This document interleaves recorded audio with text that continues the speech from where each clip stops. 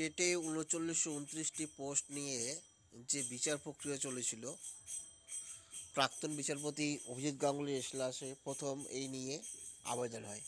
সেই আবেদনের মূল লক্ষ্য ছিল যে ৩৯২৯টি পোস্ট ২০১৪ টেট পাস করাদের রিক্রুটমেন্ট করা যাবে কি যাবে না।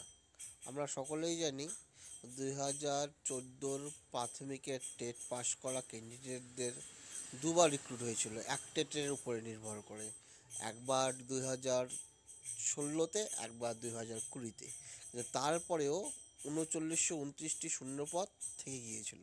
সেই ৩৯২৯টি শূন্যপদ কারা পেতে পারে, কারা অধিকারী, সেই নিয়ে নানা টালভাড়া চলেছিল।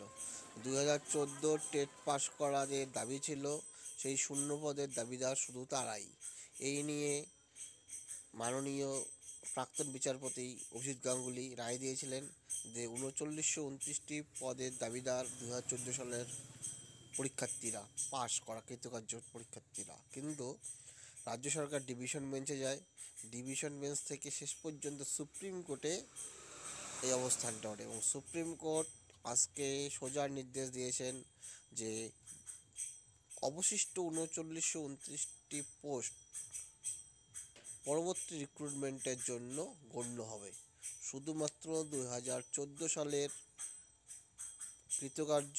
কৃত পরীক্ষার্থীরাই এর দাবিদার না, পরবর্তী রিক্রুটমেন্টে এটা যুক্ত হবে। ধন্যবাদ।